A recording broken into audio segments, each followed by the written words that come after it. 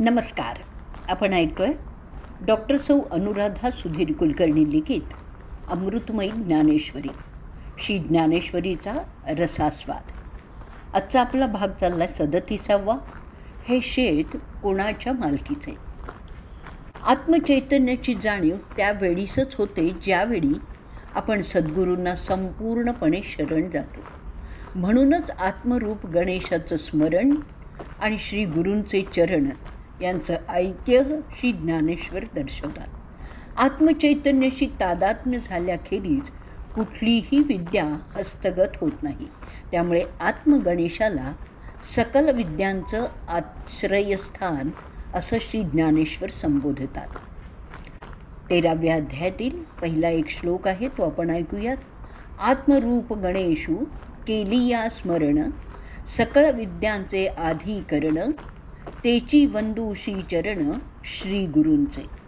याचा अर्थ असा आहे की सर्व विद्यांचं आश्रयस्थान जे आत्मरूप गणेशाचं स्मरण, तेच श्री गुरूंचे चरण आहेत. त्यांना आपण वंदन करूयात. अतीव श्रद्धेने गुरुपदाला वंदन करून श्री ज्ञानेश्वर क्षेत्रज्ञ योग नामक अध्यायाचं विवरण करण्यास सुरुवात करतात. या अध्यायात देहाला क्षेत्र असं संबोधलेलं आहे. शेतजमिनीलाही क्षेत्र असंच म्हणतात. साहजिकच श्री ज्ञानेश्वरांच्या काव्यशैलीत देहाचं वर्णन शेतजमिनीच्या रूपकातूनच येतं. श्री ज्ञानेश्वर म्हणतात की हे 3.5 हाताचं देहक्षेत्र माळ जमीन आहे की सुपीक जमीन आहे, ते कोणाच्या मालकीचं आहे, इत्यादी सर्व आता पूर्णपणे सांगितलं जाईल. तिकडे लक्ष द्यावं. श्री ज्ञानेश्वरांच्या अशा बोलण्याला आपुलकीच्या मातीचाच सुगंध येतो. आपण आता गीतेतला 11व्या अध्यायातला 4था श्लोक ऐकूया. श्लोक 4. ऋषीभिर्बहुधा गीतम् छन्दोद्भिर्विविधैः पृथक् ब्रह्मसूत्रपदश्चैव हेतुमद्भिर्विनिश्चितैः. श्लोकाचा अर्थ ऐकूयात. हे क्षेत्रज्ञाचं ज्ञान ऋषींनी वेगवेगळ्या प्रकारे चर्चिलेलं आहे. छंदोबद्ध ग्रंथांनी अनेक प्रकारांनी वेगवेगळं वर्णनही केलेलं आहे. वेदमंत्रातूनही विभागपूर्वक सांगितलं गेलेलं आहे. तसंच पूर्णपणे निश्चय केलेल्या युक्तियुक्त ब्रह्मसूत्राच्या पदांनीही सांगितलेलं आहे.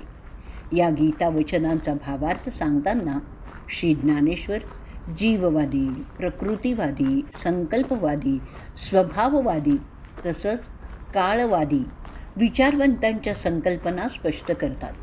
त्यानिमित्ताने आपल्याला आध्यात्मिक क्षेत्रातील विविध विचारसरणींचंही दर्शन घडतं.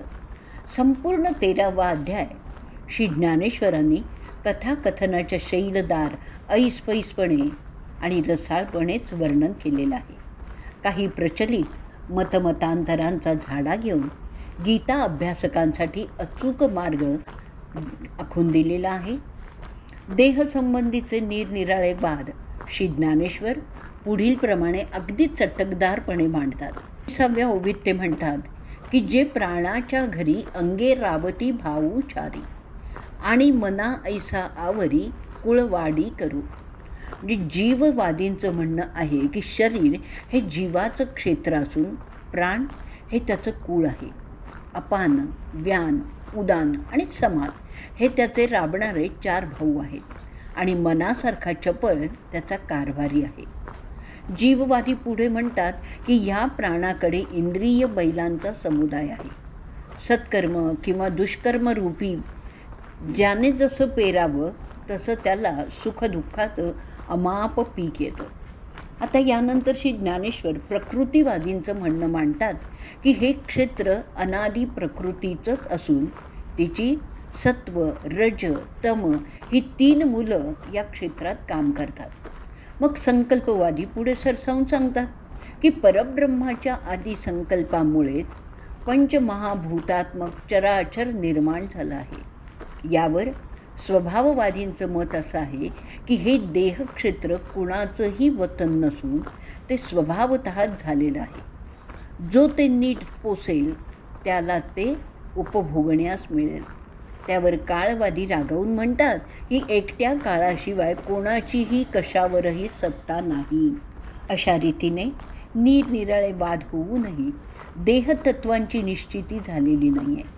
तेव्हा भगवंत सांख्य तत्त्वज्ञानानुसार 36 देहतत्व ठामपणाने सांगतात. 5 महाभूत अहंकार, बुद्धी, अव्यक्त मूल प्रकृती, मन, 10 इंद्रिय, 10 इंद्रियांचे विषय, इच्छा, द्वेष, सुख, दुःख, चेतना, धृती आणि संघात ही देहाची 36 तत्व आहेत. या प्रत्येक तत्वांचं श्री ज्ञानेश्वर काव्यमय असं विवेचन करतात. लहान मुलांमध्ये जसं तारुण्य गुप्त असतं, कळीत जसा सुवास सुप्त असतो, तसा प्रकृतीत अहंकार लपलेला असतो. पंचमहाभूतांचं पंचीकरण झाल्यावर म्हणजेच देह निर्माण झाल्याबरोबर अहंकार देहाला नाचवायला लागतो. 82व्या ओवीत ते म्हणतात की नवल अहंकाराची गोठी विशेषे न लगे अज्ञाना पाठी, सज्ञानाचा झोंबे कंठी नाना संकटी नाचवी. या अहंकाराची विलक्षण गोष्ट म्हणजे तो अज्ञानींच्या मागे फारसा लागत नाही. ज्ञानवंतांच्या मागे मात्र हा अहंकार जास्त लागतो आणि त्याला नाना प्रकारच्या संकटातही तो नाचवतो. श्री ज्ञानेश्वरांनी केलेलं मनाचं वर्णन असंच लक्षणीय आहे. हे मन इंद्रिय आणि बुद्धी यांच्यामधील जागेत रजोगुणांच्या खांद्यावर तरळत असतं. आकाशातील निळ्या रंगांप्रमाणे किंवा मृगजळाच्या लाटांप्रमाणे मनाचा व्यर्थ खोटा भास होतो असं श्री ज्ञानेश्वर सांगतात.